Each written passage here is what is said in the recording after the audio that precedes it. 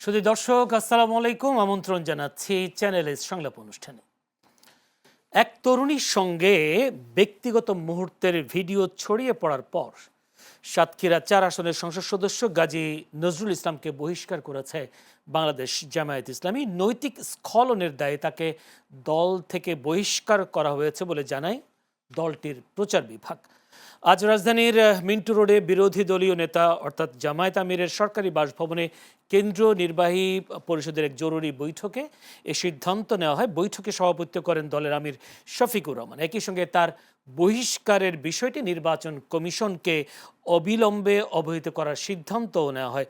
তবে এক্ষেত্রে চিঠি আসলে আইন অনুযায়ী ব্যবস্থা নেওয়া হবে বলে জানিয়েছে নির্বাচন কমিশন। যদিও এই ভিডিওতে দেখা যাওয়া এই তরুণী দ্বিতীয় স্ত্রী এবং তাকে তিনি তার প্রথম স্ত্রীর সম্মতিতে সম্প্রতি বিয়ে করেছেন এমনটাই দাবি করেছেন গাজী নজরুল ইসলাম। তবে কথিত দ্বিতীয় বিয়ের কাবিননামার বিশ্বাসযোগ্যতা ও নিবন্ধন প্রক্রিয়া নিয়েও প্রশ্ন উঠেছে। কাজী সাহেবও এই বিয়ের তারিখ নিয়ে ভিন্ন কথা বলেছেন। দর্শক, শেষ পর্যন্ত নৈতিক স্খলনের দায়ে জামায়াত এমপি বহিষ্কার হয়েছে এবং এই বিষয়টা নিয়ে আমরা আলোচনা করবার চেষ্টা করব। আলোচনা করব সমসাময়িক বিষয় নিয়ে আলোচনা, তাই আমরা বিষয় নির্ধারণ করেছি নৈতিক স্খলন, জামায়াত এমপি বহিষ্কার।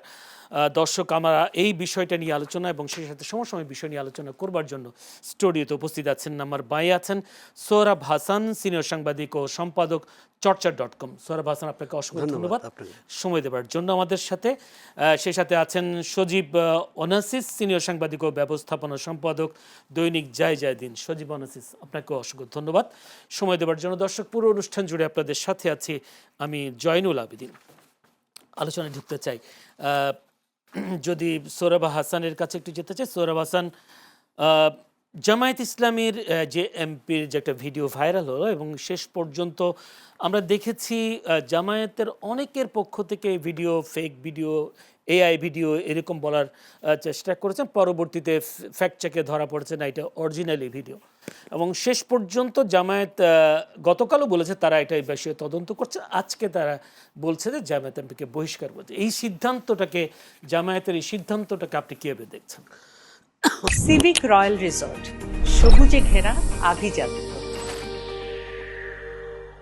ধন্যবাদ। এবং সজীব অনাসিস আমাদের বন্ধু, তরুণ বন্ধু, যদিও এখন তরুণ বলা যাবে কিনা সেটা নিয়ে অনেকে প্রশ্ন করবেন।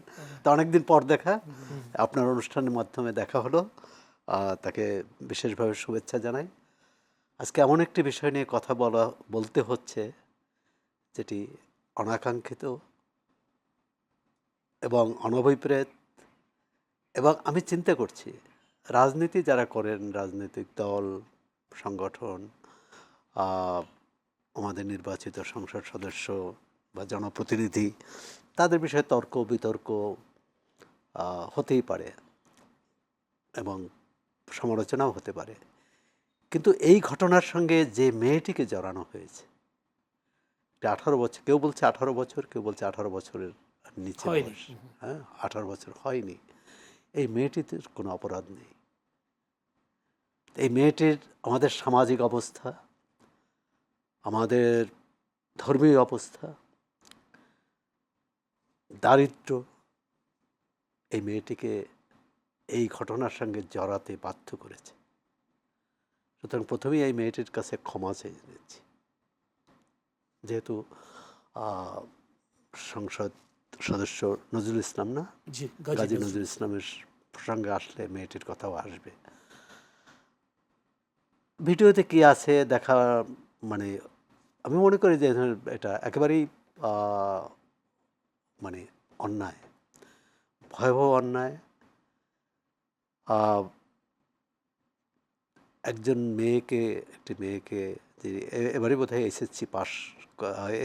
এসএসসি পরীক্ষা দিয়েছে, তাকে এই জনসমক্ষে এভাবে হেয় করা, অপমান করা, অপদস্থ করার অধিকার এই সমাজের, রাষ্ট্রের নেই। কিন্তু ন্যায় বিচার হবে, এ কারণেই কিন্তু আলোচনা। মেয়েটি ন্যায় বিচার পাবে। কোন পরিস্থিতিতে মেয়েটি এই ভিডিও ধারণ করা হয়েছে বা ভিডিও যে দৃশ্য ধারণ করা হয়েছে সেখানে তিনি যেতে বাধ্য হয়েছেন, আর সেটি সেটি তথ্য প্রমাণ আদালতে প্রমাণিত, আদালতে এটি বিচার করবে আদালত।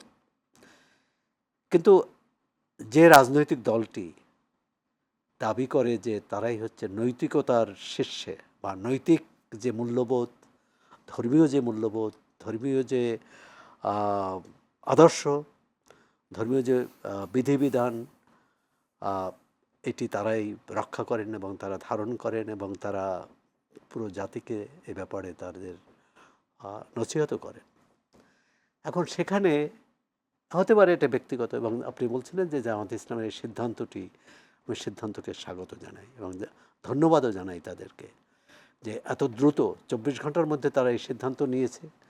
অন্য দল নিত কিনা এই সন্দেহ আছে, কিন্তু আবার জামাত এটা বলতে পারবে না যে তাদের দলের সবাই সাচ্চা, সবাই সৎ। তাদের রাজনৈতিক দলের তাদের দলের অন্যতম স্লোগান বা মটো হচ্ছে সৎ লোকের শাসন, মিনস ইনসাফ। কিন্তু এখানে ইনসাফ কতটা তৈরি বা রক্ষিত হলো, এটি আমাদের পুরো সামগ্রিক রাজনৈতিক অবক্ষয়ের কিন্তু একটি চিত্র। এটি অন্য দলের ক্ষেত্রেও হতে পারত, বা হয়নি যে এটা করে না। এর আগেও কিন্তু এই জামাত ইসলামী অথবা ছাত্র শিবিরের একজন সম্পর্কে কিন্তু এই অভিযোগ এসেছে, পরবর্তীকালে বহিষ্কার করা হয়েছে।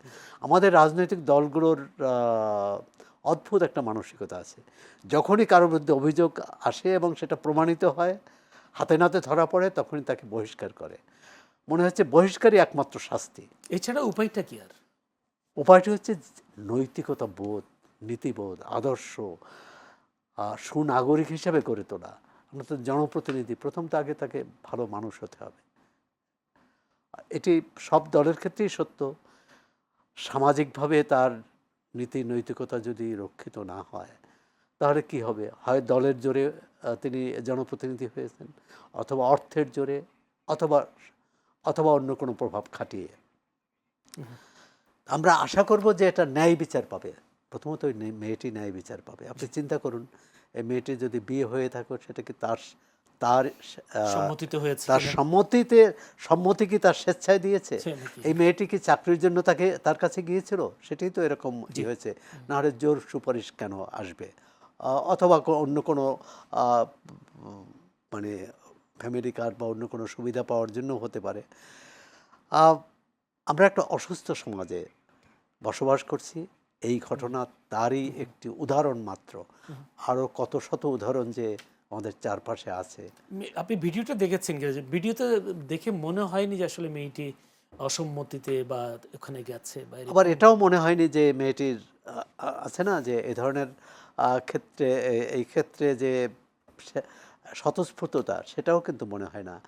যেমন মেয়েটি ওই যে একটি ভিডিওতে দেখলাম যে ওই সংসদ সদস্যকে যখন জেরা করছিল, তখন মেয়েটি কিন্তু নিশ্চুপ ছিল। মেয়েটি কিন্তু বলেনি যে এ আমার স্বামী, সুতরাং আপনারা কারা, আপনারা এখানে প্রশ্ন করতে পারেন না, আপনারা ছবি তুলতে পারেন না, বা ইত্যাদি, সেটাও বলেনি।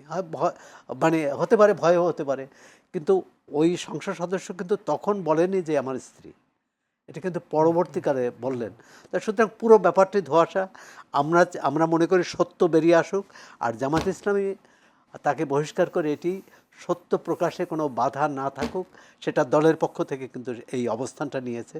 এজন্য জামাতকে ধন্যবাদ জানাই। অসংখ্য ধন্যবাদ। আমি একটু যেতে চাই সজীবুল আসিসের কাছে। সজীবুল আসিস, যদি বলি, সোহরাব হাসান ভাই একটুখানি তুলবার চেষ্টা করেছেন কথায়, সেটা হলো একজন, তারা হোটেলে বা যে কোনো জায়গায় ছিল, কিন্তু হঠাৎ করে ভিডিও ক্যামেরা নিয়ে কারো ভিডিও করা, যে উনি বলছিলেন যে একটা মেয়ের জীবন নিয়ে, এটা সামাজিক যে একটি তার সম্মানে হানি হওয়া, এরকম হঠাৎ যদি কারো বেডরুমে এরকম কেউ ক্যামেরা নিয়ে ঢুকে যায়, এটাও বা বিচারের আওতায় আসতে পারে কিনা? ধন্যবাদ। বিষয়টা এটা কিন্তু সাধারণ ঘটনা না।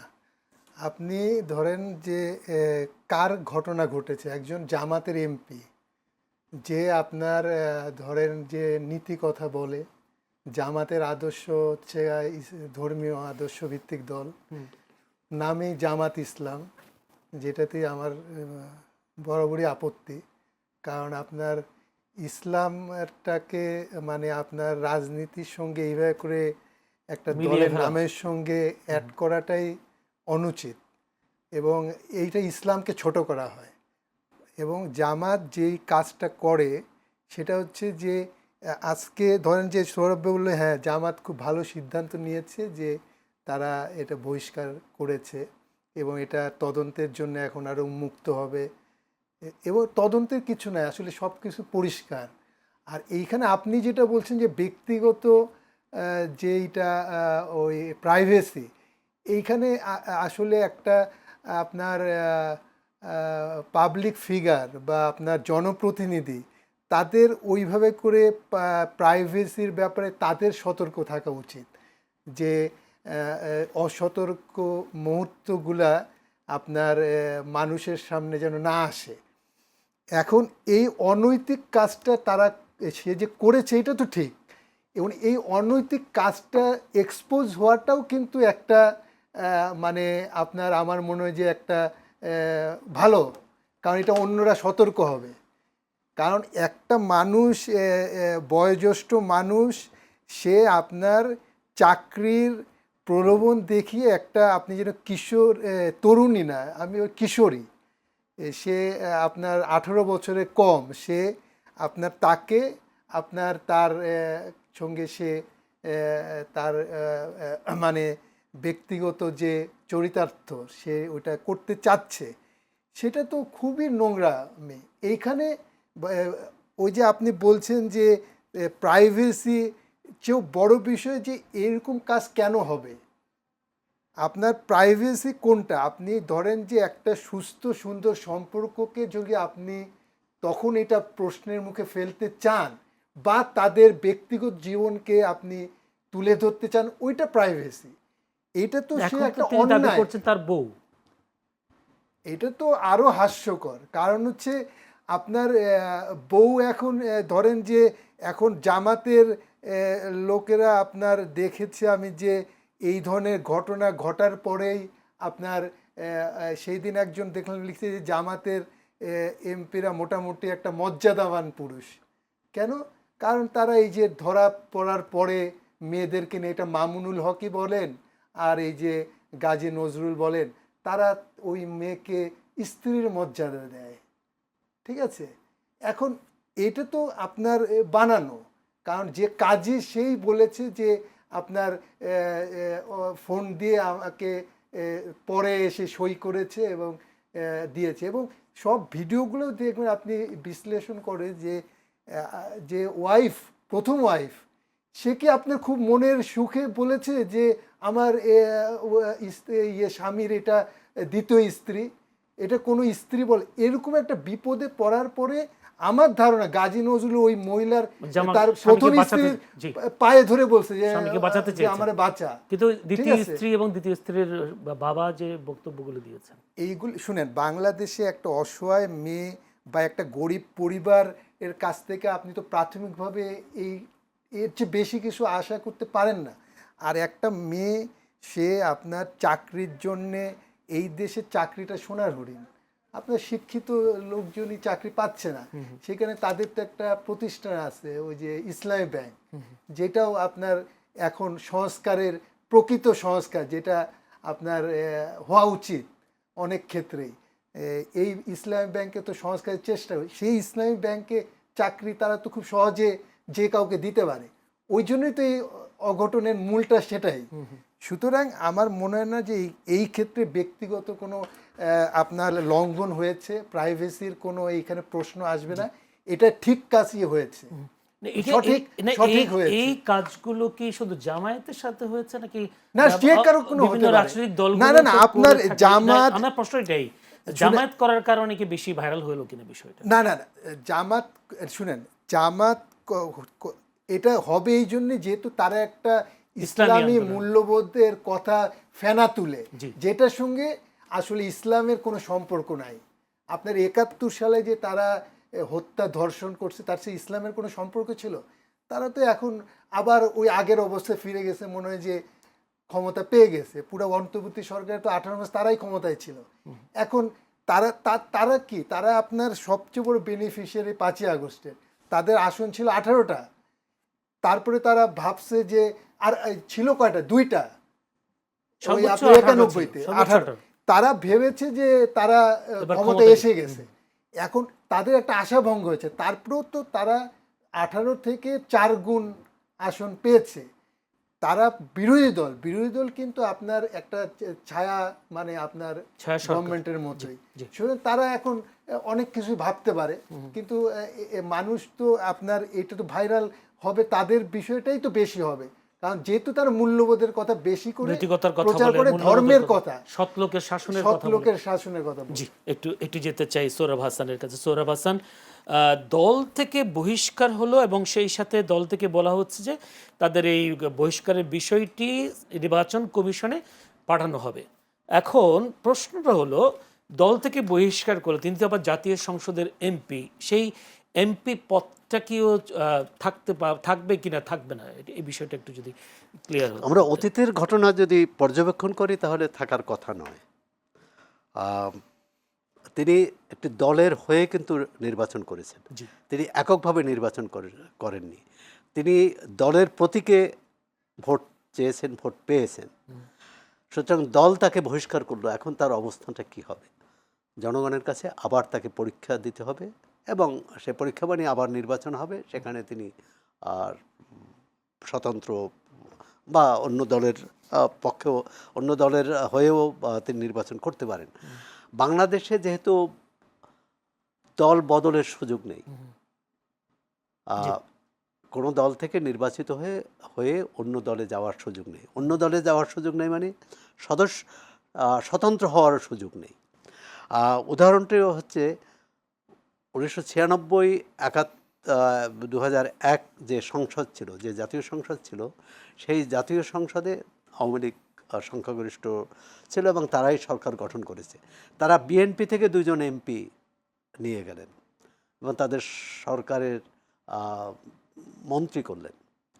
একজন বোধহয় প্রতিমন্ত্রী আর একজন পূর্ণাঙ্গ মন্ত্রী, আলাউদ্দিন আহমদ এবং সংসদ সদস্য সম্ভবত হাসিবুর রহমান স্বপন। তারা বিএনপির প্রতীকে নির্বাচন করে নির্বাচিত হয়েছেন। পরবর্তীকালে দলের সিদ্ধান্ত অমান্য করে, এখানে নির্বাচনী সিদ্ধান্তও নয়, দলের সিদ্ধান্ত, তারা সরকারে যোগ দিয়েছে, কিন্তু বিএনপি তো ওই সরকারের যোগ দেওয়াটাকে অনুমোদন করেনি। যেমন আজকে বিএনপি সরকার, বা যদি আমরা বিএনপি নেতৃত্বাধীন সরকারও বলি, আর সেটি হচ্ছে যেমন আজকে গণ অধিকার পরিষদের যে জনপ্রতিনিধি, যে এমপি নুরুল হক নূর, অথবা গণসংহতি পরিষদের গণসংহতি আন্দোলনের যে যিনি সংসদ সদস্য, তিনিও সরকারে গিয়েছেন। তাদের দল এটা অনুমোদন করেছে। তাদের দল যদি অনুমোদন না করত তাহলে কিন্তু এটা প্রশ্ন হতো যে তাদের সদস্যপদ থাকবে কি থাকবে না। এখন যে তখন এই প্রশ্নটি উঠেছিল এবং শেষ পর্যন্ত কিন্তু এটি আদালতের সিদ্ধান্তে তাদের সদস্যপদ বাতিল হয়েছিল। তাদের সদস্যপদ বাতিল হওয়া মানে তাদের আবার নির্বাচন করতে হয়েছে। মন্ত্রীপদ থেকেছেন, কারণ বাংলাদেশে তো 10% অনির্বাচিত সদস্য মন্ত্রী সবাই থাকতে পারেন। আমার ধারণা এটা আইনের লড়াই, বা আইনের লড়াইটা বেশ একটু বিলম্বিতই হবে, দীর্ঘস্থায়ী হবে, কারণ নির্বাচন কমিশন জামাত ইসলামের চিঠির পরিপ্রেক্ষিতে তারা সিদ্ধান্ত দেবেন। সিদ্ধান্তে যদি সংশ্লিষ্ট পক্ষ, অর্থাৎ 2 পক্ষই যদি সংসদ সদস্য সন্তুষ্ট হন তাহলে জামাত অসন্তুষ্ট হবে, আর যদি সংসদ সদস্য অসন্তুষ্ট হন জামাত সন্তুষ্ট হবে। তাহলে যে কোনো এক পক্ষ কিন্তু এর বিরুদ্ধে আপিল করবেন, এবং ওই সময় কিন্তু এই আপিল হয়েছিল। আপিলের শেষ পর্যন্ত কিন্তু তাদের সদস্যপদ টেকেনি। আমার ধারণা এবারেও তাদের সদস্যপদ টিকবে না। আপনার কথাই বলছিলেন যে একজন এই বিষয়ের সংসদ বিষয়ক বিশেষজ্ঞ চট্টগ্রাম বিশ্ববিদ্যালয়ের রাষ্ট্রবিজ্ঞানের সাবেক অধ্যাপক নিজামুদ্দিন আহমেদ বিবিসি বাংলাকে বলেছেন, জামায়াত ইসলামী গাজী নজরুল ইসলামকে বহিষ্কার হলেও তার সংসদ সদস্যপদ যাবে না, নৈতিক স্খলনজনিত কোনো বিষয় যদি সংসদের ইনকোয়ারি কমিটিতে প্রমাণিত হয় তাহলে তার পদ যেতে পারে। এটার জন্য সংসদীয় তদন্ত লাগবে। আবার একইভাবে সুপ্রিম কোর্টের জ্যেষ্ঠ আইনজীবী ও সংবিধান বিশেষজ্ঞ শাহদিন মালিকও বিবিসি বাংলাকে বলেছেন, দলের নিয়মকানুন ভঙ্গ করলে সাধারণত দল থেকে বহিষ্কার করা হয়, কিন্তু সংসদ সদস্য পদ হারাবে তখনই যখন কেউ দলের বিপক্ষে সংসদে ভোট দেয় অথবা পদত্যাগ করে। এছাড়া নৈতিক স্খলনজনিত অপরাধে ফৌজদারি বিচারে দোষী সাব্যস্ত হয়ে কারো যদি 2 বছরের কারাদণ্ড হয় তখন সংসদ না, নৈতিক স্খলন, হ্যাঁ, এটা প্রমাণ করতে হবে নৈতিক স্খলনে। তার মানে আইনে যাবে, কিন্তু আদালতে যাবে। এইখানে যুক্তিটা অন্য। যুক্তিটা হচ্ছে তিনি যে দলের হয়ে নির্বাচন করেছেন সেই দল তাকে বহিষ্কার করেছে। দল বহিষ্কার করা মানে দল তার প্রতি আস্থা রেখেই কিন্তু তাকে মনোনয়ন দিয়েছে, কিন্তু দল আজকে আস্থা তুলে ফেলেছে। এখন এটি আইনি লড়াই অবশ্যই, কিন্তু আমি মনে করি তার সদস্যপদ থাকার সুযোগ নেই। এখান থেকে সংসদ সদস্য তদন্তের দরকার আছে কিনা, মানে সংসদের তদন্ত দরকার না, আছে কিনা? প্রথমত হচ্ছে এখানে যেটি আমাদের যে নির্বাচনী আইনে যেটা আছে সেটি হচ্ছে যে সংসদ সদস্য যদি দলের 70 অনুচ্ছেদে যদি দলের বিপক্ষে ভোট দেন বা দলের বিরুদ্ধে অবস্থান নেন, এখানে দলের বিপক্ষে তিনি ভোট দেননি বা অবস্থানও নেননি, কিন্তু প্রশ্ন হচ্ছে এখানে দলের পক্ষ থেকে দল তাকে বহিষ্কার করেছে, অর্থাৎ যে দলের হয়ে তিনি নির্বাচিত হয়েছেন সেই দল আর তার পক্ষে তার সঙ্গে নেই। সুতরাং এটি আইনি লড়াইয়ে দেখা যাক কি হয়। যেতে চাই সজীব অনাসিসের কাছে। সজীব অনাসিস, জামায়াতের এমপিকে বহিষ্কার করে অনেকটা দলকে বাঁচিয়ে দিল কিনা? না, অবশ্যই দল তো আসলে কোনো এমপির আপনার বহিষ্কার বা রাখার উপর দলের ভবিষ্যৎ নির্ভর করে না। দল তো অনেক বড় জিনিস। তবে বহিষ্কার না করলে দলের মধ্যেও তো কোন্দল তৈরি হওয়ার বহিষ্কার তো ভালো, আমি তো এটা বলছি যে অবশ্যই ওয়েলকাম করি যে খুব তাড়াতাড়ি সিদ্ধান্ত নিতে পেরেছে এবং এই তদন্তটা এখন খুব স্বচ্ছতার সাথে হবে, কোনো প্রেশার। কারণ আপনি যখন এই ভিডিওটা আসে তখন কিন্তু জামাতের যারা আপনার সমর্থক আছে তারা কিন্তু এটা এআই নির্মিত, আপনার এই এমপির চেহারার সাথে মিলে না, দাড়ি ছোট, এখানে তিল আছে, ডান দিকে আছে, নানা রকমের এইসব বলার চেষ্টা করেছে। তারপরে তারা আবার সুর পাল্টে ফেলেছে, তারা প্রাইভেসির দিকে গেছে, যেটা যে ব্যক্তিগত জিনিসগুলা জামাত দেখেই হচ্ছে, অন্যদের ক্ষেত্রে কি হতো। তারপরে এখন যখন জামাত বহিষ্কার করেছে দেখবেন তাদের এখন অন্য বক্তব্য আসবে। এটা রাজনীতিতে এরকম হবে। তবে এইখান থেকে জামাতের শিক্ষা নেওয়া উচিত এবং সব দলেরই শিক্ষা নেওয়া উচিত। আর নৈতিক স্খলন বিষয়টা খুব সেনসিটিভ। বাংলাদেশের মানুষ আপনার এই চিত্রনায়িকা বা নায়কদের বিষয়ে অনেক ছাড় দেয়, কিন্তু আপনার রাজনীতিবিদদের ব্যাপারে দুনিয়ার কোথাও ছাড় দেওয়া হয় না। আপনার তারা এইসব জিনিসগুলা সবসময় হাইড করতে চায় এবং সবাই কম বেশি করে। আপনি এরশাদ সাহেব যিনি প্রেসিডেন্ট ছিলেন উনি তো আপনার প্রেমিক পুরুষ ছিলেন, বহু নারীর সঙ্গে তার সম্পর্ক, সেটা সর্বজন বিদিত, কিন্তু উনি তো করে গেছেন, প্রেসিডেন্টশিপ রেখেছেন, বিরোধী দলের নেতা হয়েছেন এবং জীবন শেষ করেছেন। এখন আমাদের এইটা শিক্ষা নিতে হবে রাজনৈতিক দলগুলাকে, যে আপনার শুধু দুর্নীতিটাই, এইটাও এক ধরনের দুর্নীতি। আপনি চাকরির কথা বলে আপনি একটা মেয়ের আপনার সম্ভ্রমহানি করছেন। এবং আমার তো এখন একটা আবেদন থাকবে যে মানে এইটাই একমাত্র আমার অনুরোধ, যে যেই মেয়েটাকে বিবাহিত বলে সে বাঁচতে চেয়েছিল শেষ মুহূর্তে, এই বহিষ্কারের পর যেন মেয়েটাকে সে মানে রাখেন, মানে তার উপরে যেন সে নতুন করে আর তার ওই, কারণ সে যাই করুক না কেন মিডিয়ার কিন্তু দৃষ্টি তার দিকে থাকবে কি করে। আমার অনুরোধ থাকবে মেয়েটা যেন নতুন করে কোনো মানে লাঞ্ছনা বা অবহেলার শিকার না হয়, এটা আমার আবেদন থাকবে। আর জামাত জামাতকে আমার পার্সোনালি আমি সবসময় বলি যে জামাতকে অবশ্যই তার নাম সংশোধন করতে হবে। এই জামাতে ইসলাম এটা কোনোভাবেই এটা মানুষকে আপনার ধর্মপ্রাণ বা ধর্মভীরু মানুষকে একটু মিসগাইড বা আপনার টানতে পারে অল্প সময়ের জন্য, কিন্তু এটা লং রান তারা করতে শুধু পারবে কি না। জামাত ইসলামের জন্য বলবেন নাকি ইসলামী সংগঠন আরো যত সবার জন্য আমার একই, তবে যারা রাজনীতিতে আসছে না তাদের জন্য আবার এটা, যেমন রাজনীতিতে হেফাজত আসছে তো, ইসলামী ইসলাম সংগঠন অনেকগুলো সরাসরি রাজনীতির সঙ্গে জড়িত না, যেমন মামুনুল হক সাহেব কিন্তু তাদের সিদ্ধান্তের বাইরে, হেফাজতের সিদ্ধান্তের বাইরে এসে জামাত সমর্থনে না, ওনার তো খেলাফত মজলিস নামে আসছিলেন উনি। কোনটা ওদের আরেকটা দল আছে, খেলাফত মজলিস। হ্যাঁ, খেলাফত মজলিস। আরেকটা দল আছে, বাট ওরা ডাইরেক্ট আপনার ওই যে হেফাজত যেটা তাদের মূল হেফাজত তো নীতিতে আসলে পড়ে না। এখন ওইটাই আমি বলবো যে ইসলামটা না, ইসলামী আন্দোলনও রাজনীতি করে তো, ইসলামী আন্দোলন ওইটা অবশ্যই ইসলাম শব্দটাকে বাদ দিতে হবে, কারণ আপনার ইসলাম আপনার ধরেন আপনার জামাতের তো আপনার দুই রকমের সবসময় বক্তব্য। তাদের রাজনীতির সাথে তারা ইলেকশনের সময় বলেছে জনগণের কাছে যে আমরা শরিয়া আইন করব, কায়েম করব। আবার আবার করবো নাও বলেছে। বিদেশিদের কাছে বলেছে না আমরা করব না।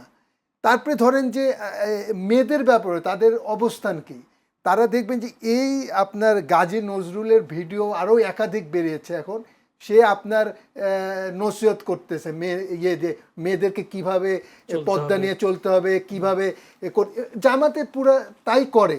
এবং বাইরে গেলে আপনার একজন পুরুষ মানুষ সাথে নিয়ে যেতে হবে, দূরে গেলে আবার দেখা যাচ্ছে যে মেয়েদের সঙ্গে কথা বলছে, সামনে পর্দা টাঙানো, ওইদিকে মেয়েরা, মানে মেয়েদের চেহারাও সে দেখা মানে না যায়, এরকম অবস্থা। সেইখানে আমার মনে হয় যে দলের আরও সংস্কার হওয়া উচিত, এবং ইসলামকে পুঁজি করে রাজনীতি আসলে কোনো ভালো কাজ না। এটা কোনো দেশেই আপনি ইন্ডিয়ায় বলেন, এই যে বিজেপি যে ধর্মকে নিয়ে রাজনীতি করে, হিন্দুত্ববাদ, এটা তো সারা পৃথিবীতে ইন্ডিয়াকে আপনার করছে, তাদের প্রশ্নের মুখে ফেলেছে। ইন্ডিয়ার আগের যে ভাবমূর্তি ছিল এটা নাই এই বিজেপির কারণে। সুতরাং ধর্মটাকে আমার মনে হয় রাজনীতি থেকে আলাদা করা উচিত। সেখানে তো আমরা সেই ধর্মভিত্তিক দলটিতে সেখানকার সাংস্কৃতিক কর্মী থেকে শুরু করে সবাই ওই ধর্মভিত্তিক দলে তো যুক্ত। কোথায়? BJP ইন্ডিয়ায়? না না, ওইটা কি বলছি, এটা তো ভালো মানুষ তো ভালো হিসেবে নিচ্ছে না। আপনি ধরেন যে ওই আপনার এই যে তারা যে করলো, আপনার মন্দির ভাঙলো, বাবরি মসজিদ ভেঙে আবার মন্দির করলো, সেখানে বহু ফিল্ম স্টাররা গিয়েছে, এটা তো ভুল মেসেজ যায়। একটা অন্যায় কাজে আপনার যাদেরকে মানুষ একটা নায়ক মনে করে, হিরো মনে করে, তারা আপনার মোদিকে সমদি, এটা কিন্তু ভালো দৃষ্টিতে দেখে না, এটা উচিত না। এবং আপনার যে তামিলনাড়ুর যে নায়ক, হ্যাঁ, সে কিন্তু আপনার বলেছে যে আমি যতদিন আছি ততদিন এইখানে ধর্ম নিয়ে কোনো বাড়াবাড়ি করতে দিব না। এইটাই রাজনীতির মূল নীতি হওয়া উচিত, যে মানুষের অধিকার, মানুষের যে চাহিদা সেইটা পূরণ করবে রাষ্ট্রীয় নীতিমালা অনুযায়ী। এখানে ধর্মটা ব্যক্তিগত চর্চার বিষয়, ধর্মটা রাজনীতি থেকে আলাদা থাকবে। একটু যেতে চাই সোহরাব হাসানের কাছে। সোহরাব হাসান, জামায়াতের একের পর এক কোনো সমস্যায় পড়ছে কিনা? সেদিন আমরা দেখলাম আবার কৌমি ঘরানার 7টি দল তারা একসাথে বৈঠক করছেন, এবং এই 7টি দলের মধ্যে কয়েকটি দল আবার জামাতের 11 দলীয় জোটের সাথে আছে। তো জামায়াত জোটে এই ইসলামী দলগুলো আবার যদি জামাত থেকে বের হয়ে যায়, তাহলে কি জামাত আরেকটি সমস্যায় পড়বে কিনা? যা অনেকে বলছে জামায়াত জোটে ভাঙনের শুরু হয়েছে। একটা দলের সমস্যা হলে কিন্তু সেটা আরেকটি দল এটা পূরণ করতে পারে, কিন্তু পুরো দেশের যখন রাজনীতি এই দুরবস্থায় এবং একটা অসুস্থ প্রতিযোগিতা, এটাও এই যে জোট ভাঙ্গা করাও একটা অসুস্থ প্রতিযোগিতার মহড়া। জামাত ইসলামী একটি রাজনৈতিক দল, ইসলামের নামে রাজনীতি করে, কিন্তু তারা সত্যিকারভাবে কি চায় সেটা স্পষ্ট না। মানে তারা ইসলামী শাসন চায়, তো ইসলামী শাসন বা ধর্মীয় শাসন তো গণতন্ত্রে যায় না। গণতন্ত্র সম্পূর্ণ আলাদা, যেটি ভারতের ক্ষেত্রে বা অন্য যে কোনো দেশের ক্ষেত্রে। আমরা যদি ধর্মকে রাজনীতি থেকে বাইরে না রাখতে পারি তাহলে কখনোই গণতন্ত্র সুসংহত হবে না। ধর্মের প্রতি পক্ষপাত থাকতে পারে, কিন্তু ধর্মকে অবলম্বন করে, ধর্মকে পুঁজি করে রাজনীতি করার একটা বিপদ আছে। তখন আপনি ওই রাজনৈতিক দলকে বা নেতাকে নিয়ে প্রশ্ন করলেন, বলবে যে ধর্ম নিয়ে প্রশ্ন করছেন, আপনি ইসলাম নিয়ে প্রশ্ন করছেন। ওই নেতাকে কটাক্ষ করলে বলবেন যে ধর্মকে কটাক্ষ করেছেন। এটি একটি। আর যে কথা বললেন, এই টানাপোড়েন কিন্তু নির্বাচনের আগে থেকেই শুরু হয়েছিল। নির্বাচনের আগে কিন্তু জামাতের নেতৃত্বে যে জোট ছিল সেখান থেকে ইসলামী আন্দোলন বেরিয়ে যায়, এবং ইসলামী আন্দোলন বেরিয়ে না গেলে ওই জোটের ভোট কিন্তু অনেক বাড়ত, আসনও বাড়ত। আবার একই সঙ্গে ইসলামী রাজনীতি করে না এই ধরনের দলও তো এনসিপি, জাতীয় নাগরিক পার্টিতেও কোনো ধর্মভিত্তিক দল না, তারা নিজেরাই ঘোষণা করছে মধ্যবর্তী দল, মধ্যপন্থী দল, বিএনপির মতোই। কর্নেল ওলি আহমেদও যুক্ত হয়েছেন। হ্যাঁ, যুক্ত হয়েছেন। আবার বিএনপির সাবেক সংসদ সদস্য আখতারুজ্জামান তিনি যোগ দিয়েছেন।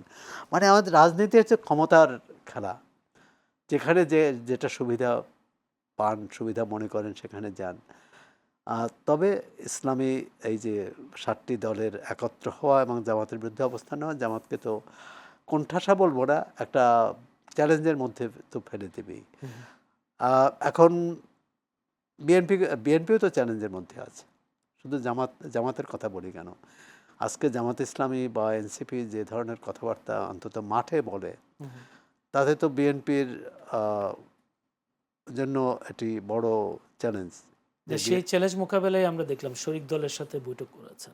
হ্যাঁ, এটা একটা শরিক দলের সঙ্গে বৈঠকটা আরও আগেই হওয়া উচিত ছিল, কারণ বিএনপি কিন্তু ক্ষমতায় আসার আগে বলছিল একসঙ্গে আন্দোলন, একসঙ্গে নির্বাচন এবং একসঙ্গে সরকার গঠন, সরকার গঠন। এটি আপনার আমাদের মনে পড়ে যে 2004 সালে যখন মহাজোট গঠিত হয়, তখনও কিন্তু এরকম ছিল যে আমরা একসঙ্গে, মানে তখন আওয়ামী লীগের নেতৃত্বে আওয়ামী লীগ নেতারা বলতেন একসঙ্গে আন্দোলন, একসঙ্গে নির্বাচন, একসঙ্গে সরকার গঠন। সেটা শেষ পর্যন্ত হয়নি। শেষ পর্যন্ত হয়েছে জাতীয় পার্টি এবং আওয়ামী লীগের সরকার। পরবর্তীকালে আরও দু একটি দল ওই জোটে গেলেও তারা কখনো মন্ত্রিত্ব পেয়েছেন, আবার কখনো পাননি।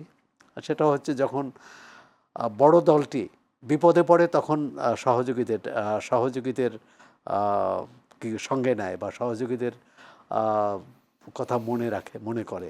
বিএনপিকে যে আপনি যেটা বলতে চেয়েছিলেন যে বিরোধী দল এখন রাজপথে বিভিন্ন দাবি দাওয়া নিয়ে আন্দোলন করতে, সেই কারণে কি আপনি মনে করছেন বিএনপি চ্যালেঞ্জের মুখে? জনপরিসরে নিজের অবস্থানকে শক্ত করা। আমরা 5 বছর 12ই ফেব্রুয়ারি ভোট হয়েছে, আমরা তো আশা করি যে আর 5 বছর পর আরেকটা ভোট হবে। মধ্যবর্তী নির্বাচনের উদাহরণ আমাদের এখানে খুব বেশি নেই, আছে খুব বাধ্য হলে, যেমন এরশাদ করেছিলেন, যেমন 96-এর 15ই ফেব্রুয়ারি নির্বাচনের পর আরেকটি নির্বাচন হয়েছিল। তো সেই পরিস্থিতি নেই।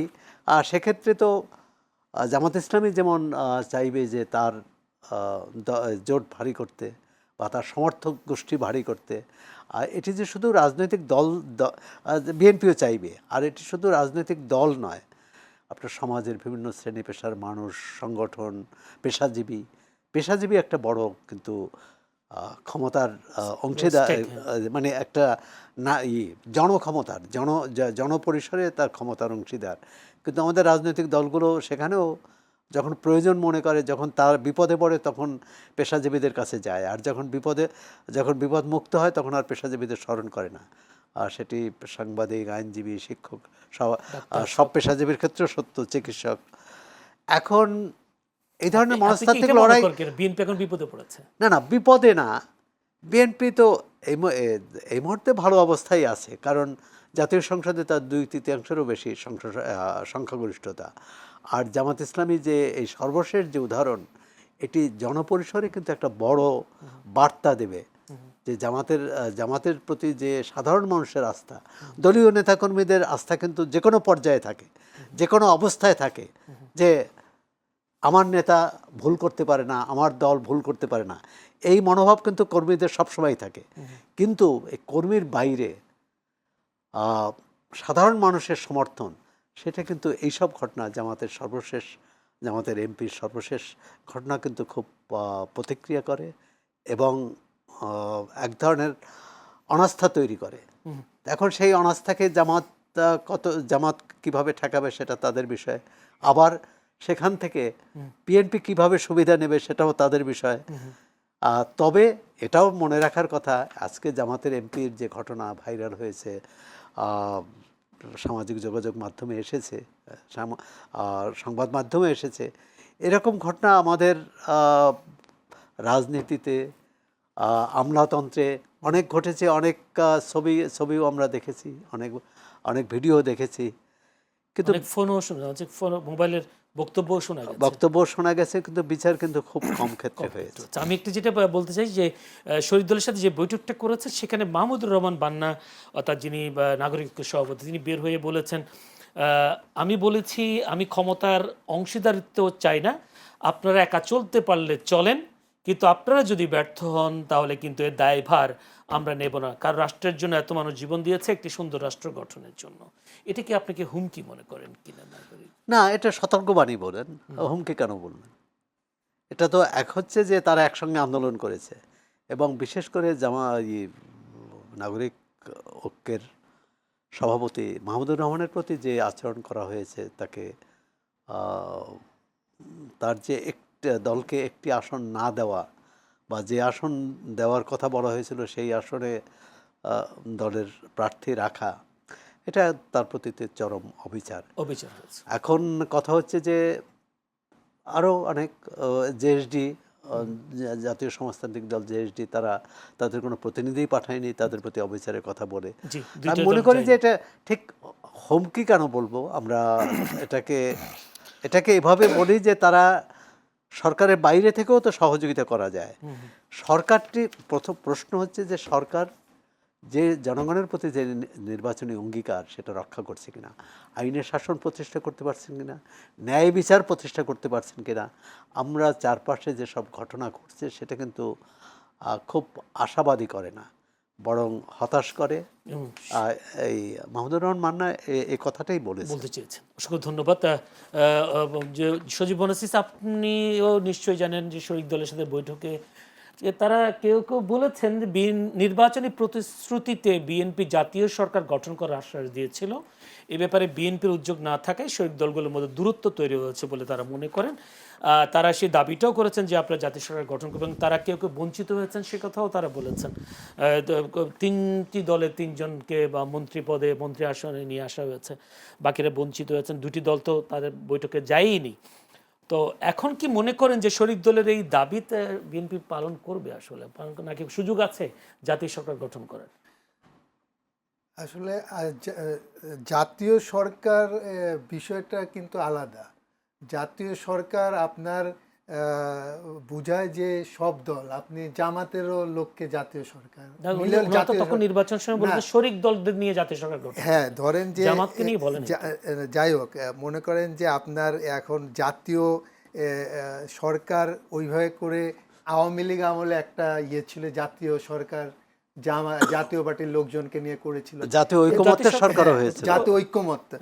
এইগুলি জগা খিচুড়ি, এইগুলি দরকার নাই। আসলে যাদেরকে মন্ত্রিসভায় নেওয়ার প্রয়োজন মনে করেছেন প্রধানমন্ত্রী, তাদেরকে নিয়েছেন। আবার ধরেন যে একটা সময় দিয়েছে যে 6 মাস পরে আপনার রিভিউ হবে, মন্ত্রীদের কাজকর্মের মূল্যায়ন করে পরিবর্তন হতে পারে, তখন অন্যরাও সুযোগ পেতে পারে, বা 1 বছর পরে। এখন জাতীয় শরিক দলদের অবশ্যই পার্টিসিপেশন থাকবে, বা যারা এখনও সরকারের অংশ হতে পারেন, মানে মন্ত্রিসভার ক্যাবিনেটের মেম্বার হতে পারেনি, তাদের মনোবেদনা থাকতে পারে, খুবই স্বাভাবিক। কিন্তু এখন তো সময় শেষ হয়ে যায় নাই, এটা তো সরকার কেবল 5-6 মাস সামনে হতে যাচ্ছে, আরও তো 4 বছর 4.5 বছর বাকি। সুতরাং এই মুহূর্তে আমার মনে হয় যে এটা কোনো বড় ইস্যু না। না, যদি আপনার কি এটা মনে হয় নির্বাচনে যে প্রতিশ্রুতি ছিল সেই প্রতিশ্রুতি রক্ষা না করার একমাত্র কারণ হচ্ছে তারা 2/3 সংসদে আসন পেয়েছে, সেই কারণে বিএনপি এখন সেদিকে যাচ্ছে না বিষয়টা? না, আমিও তা মনে করি না, কারণ 2/3 আসন বিএনপি খুব প্রত্যাশিতভাবেই পেয়েছে। এরকম না যে এটা হঠাৎ করে পেয়ে গেছে, সে বিষয়টা সেরকম না। কারণ যেহেতু আওয়ামী লীগ অনুপস্থিত ছিল, আওয়ামী লীগের তো একটা বড় ভোট ব্যাংক ছিল, সুতরাং এই অনেকে ভেবেছে যে বিএনপি 2/3 পাবে স্বাভাবিকভাবে। সুতরাং এখন আমাদের দেখার বিষয় যে বিএনপি আপনার সরকার পরিচালনাটা কতটা দক্ষতার সাথে করতে পারে। মানুষের যে মৌলিক চাহিদা, বা ধরেন যে খুব সহজ ব্যাপার, মানুষ কিন্তু এত কিছু বুঝে না। আপনার এই যে ধরেন যে বাজেট, ভালো বাজেট না খারাপ হয়, মানুষ দুইটা জিনিস বুঝে, যে আমি গভর্নমেন্টের সার্ভিসগুলো যেসব প্রতিষ্ঠান আছে সেখানে গিয়ে আমি নির্বিঘ্নে পাচ্ছি কিনা, হাসপাতালে আমি গিয়ে চিকিৎসা পাচ্ছি কিনা, এটার উন্নতি হলো না অবনতি হলো, এটাই কিন্তু দেখবে। বাজারে গিয়ে আমি জিনিসপত্রের দামটায় সহনীয় পর্যায়ে আছে কিনা, এইগুলির ব্যাপারে নজর দিলেই আমার মনে হয় যে যথেষ্ট। আর শরিক দলগুলা অবশ্যই গভর্নমেন্টকে বা প্রধান যে দল বিএনপিকে সহযোগিতা করতে হবে, এটা তাদের স্বার্থেই করতে হবে, দেশের স্বার্থে করতে হবে।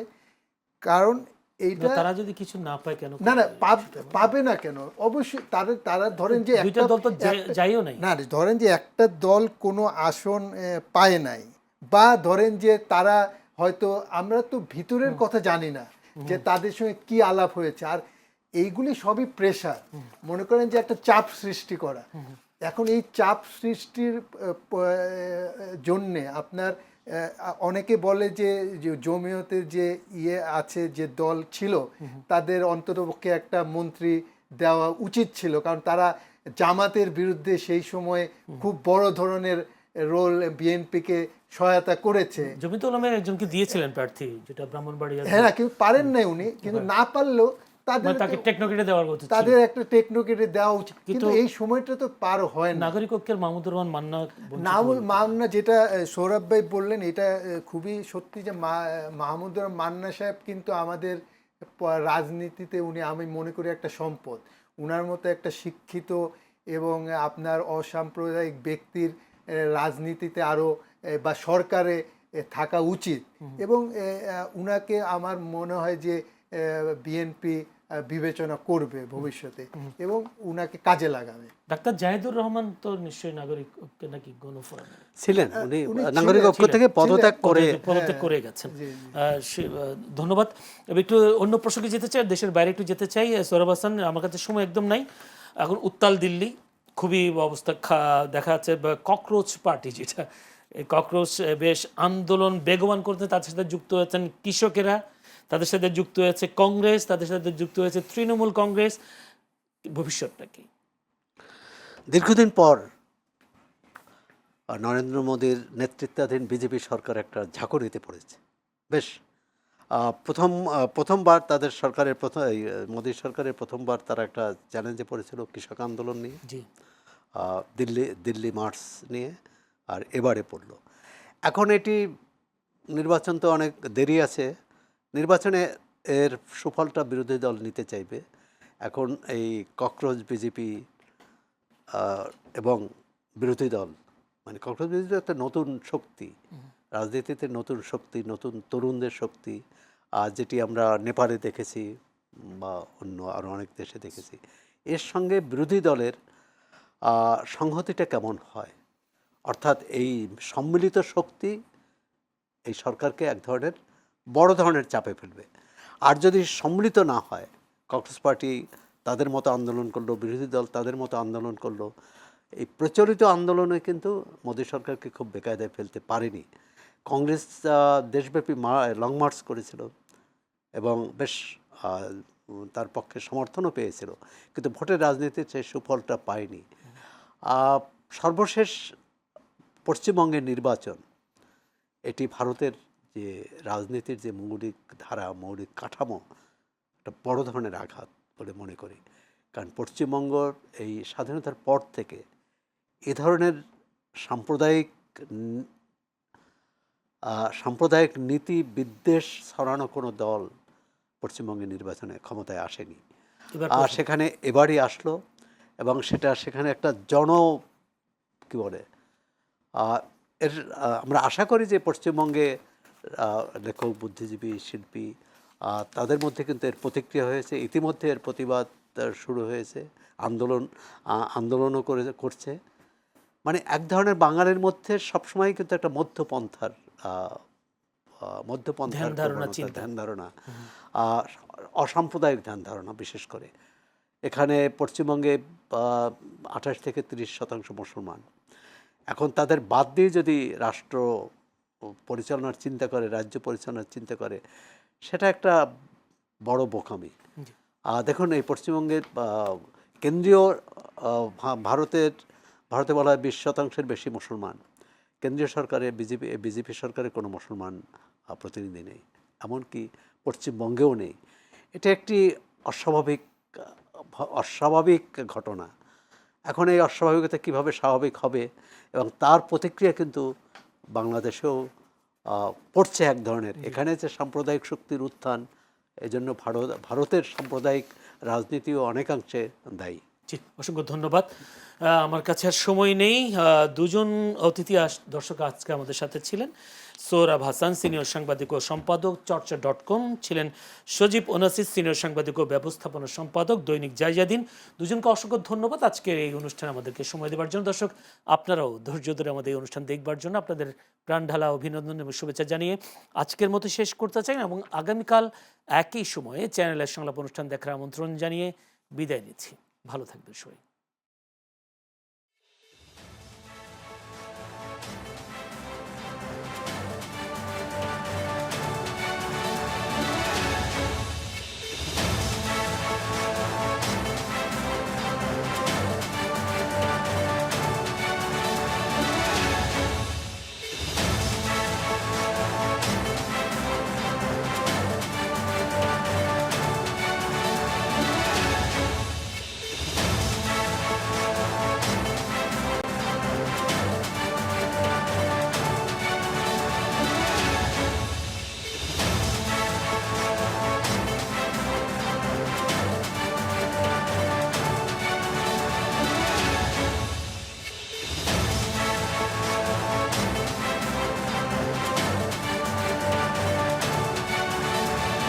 সিভিক রয়্যাল রিসর্ট, কিনুন আভিজাত্য, নিশ্চিত করুন ভবিষ্যৎ।